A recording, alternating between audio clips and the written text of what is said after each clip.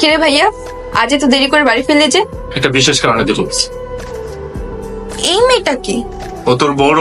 সেটা না হয় বুঝে না, কিন্তু উনি কি? তোর ভাবি। হয়তো তোর মাথা খারাপ হয়েছে, তো তুই মিথ্যা কথা বলছিস। এখন কি ভিতরে ঢুকতে দিবি? আগে ভিতরে ঢুকতে দে, তারপরে দেখিস মাথা ঠিক আছে না কি হয়েছে। এই মেয়ে, তোমার এত বড় সাহস কে দিয়েছে আমার ছেলেকে বিয়ে করা? আমি দিছি। এই, তুমি কথা বলছো না কেন? আমি বলতেছি। তুই চুপ কর। আমার বাসা কোথায়? বাবা কি করে তোমার? বাসায় তিনখানায়। এবার বুঝতেই পারছো আর বাবা মা আছে কিনা। হোয়াট? বংশ পরিচয়হীন একটা এতিম মেয়ে আমার ছেলের বউ হবে? এটা আমি কিছুতেই মেনে নেব না। তাহলে এখন কি করবো? এই মেয়েকে ছেড়ে তারপর তুই বাসায় আসবি। ওকে, চলো। আসসালামু আলাইকুম। আচ্ছা মা, তুমি কি শিওর ভাইয়া ওই মেয়েটাকে ছেড়ে দেবে? ছেড়ে না দিয়ে কি উপায় আছে? এই প্রভাব প্রতিপত্তি টাকা পয়সা রেখেও থাকবে কি করে?